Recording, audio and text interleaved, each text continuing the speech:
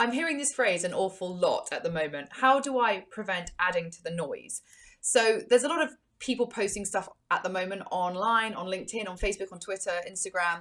A lot of people, business people in particular, putting stuff out there because they've suddenly panicked and gone, oh God, I don't have an online presence and I need to build one. And to an extent, that's good, you know, with everyone kind of moving online. And obviously that's great for people like me that help people to do that. However, adding to the noise is not really what we want to do. We want to create really strong content that really connects and engages with our audience. So how do we do that? How do we create content that stands out rather than content that just gets scrolled past? This really comes down to really identifying what your niche is, what that one area is that you're really, really going to be specifically building your brand in. We live in the world now of the niche, the micro niche, really, the really specific niche of what you do and who you do it for. So if we use coaching as an example, a general coach, a business coach is going to struggle to create content that's going to really connect and engage because it's going to be too general, 5 ways to hit your goals or 3 ways to do this.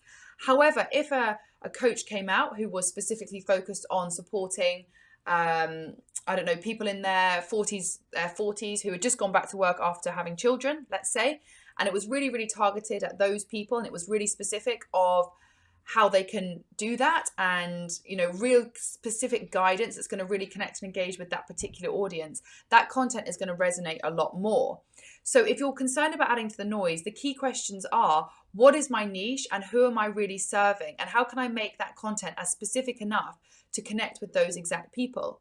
I'm somebody who is constantly looking at what content am I being served online. I'm really fascinated by the content which is served to me because actually there are pain points that I have, things that I'm Googling, which isn't being served to me, that I'm not finding people to follow, that aren't putting content out there that I really, really want to connect and engage with. So there's definitely opportunities for people to be creating content and for brands to be built.